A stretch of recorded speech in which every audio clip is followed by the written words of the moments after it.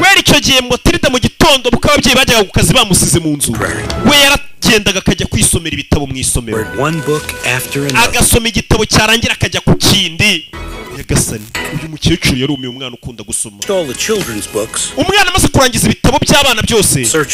yatangiye gushaka ibindi bintu bitandukanye mu minsi mike ubonaga ko yanahindutse afite amakuru menshi ibitabo byamuhaga amakuru wa mwana ngiye kuzaguha ikarita yo muri library buri gihe ujye usoma aho kugira cyangwa ujye uzana buri munsi reka ngupakirire ibitabo byinshi ushaka ujye usomera mu rugo sibyo umwana umukecuru yaramufashije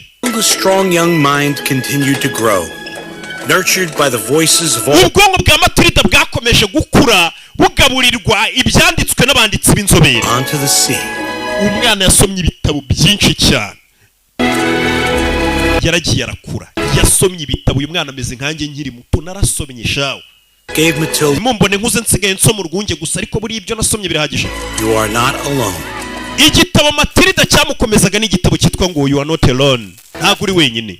nicyo gitabo ngo Matilida cyakomeje kumufasha kurusha ibindi umwana umunsi umwe yaciye hano kuri garidiyene abandi bana bari muri garidiyene biga ibitabo by'akaza kabisoma